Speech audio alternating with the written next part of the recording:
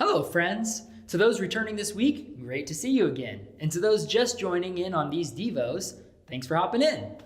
Yesterday, we had our third message from Carrie in our No Matter What series through 1 Peter. And he talked about how the Lord is good.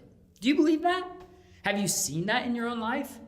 Have you ever chosen to live in a way that would require seeing God's goodness?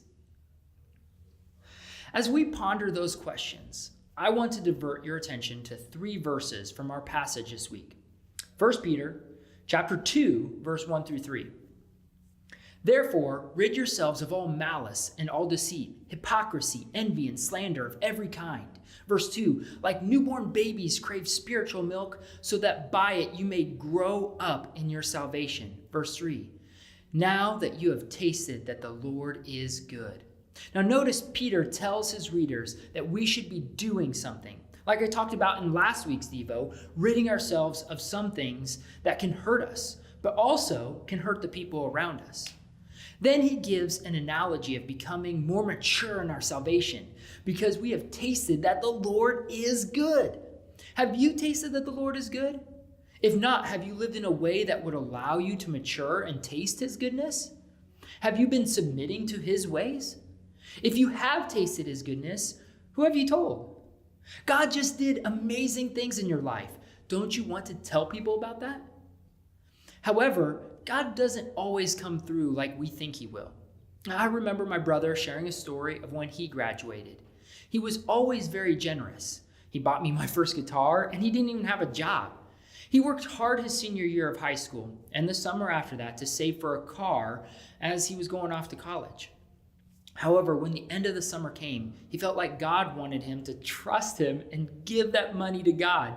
He was upset about it at first, but after a while he knew that his vehicle issues were a need and God would be there for him. So he zeroed out his bank account and gave it all to his local church. Is that crazy? I'm sure it wasn't much, but to him it was all he had. That's awesome. And then he waited expecting God to provide the perfect vehicle for his college career. He said he would even talk to God and talk about his dreams for what type of vehicle it would be. God, since you have everything, a Jeep would be nice. It wasn't long and he was off to college, but still no vehicle, not even a junky one. The whole school year went by and nothing.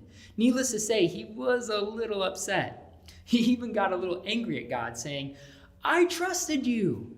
But he told me God showed him that during his whole freshman year of college, he was never wanting for a ride anywhere. He even made it home often through classmates that lived close by and had rides of their own.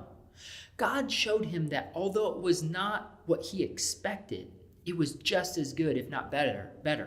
My brother saved money on insurance, gas, and other expenses. He got to know his classmates better through riding with them, and he was healthier because he walked more. God had provided, but it was just different. The Lord is good. My hope for some of you is that you would choose to live like my brother, making choices that necessitate God showing up. And others, my hope is that you would have the patience to see his goodness, even if it doesn't look the way you thought it would. It might even be better.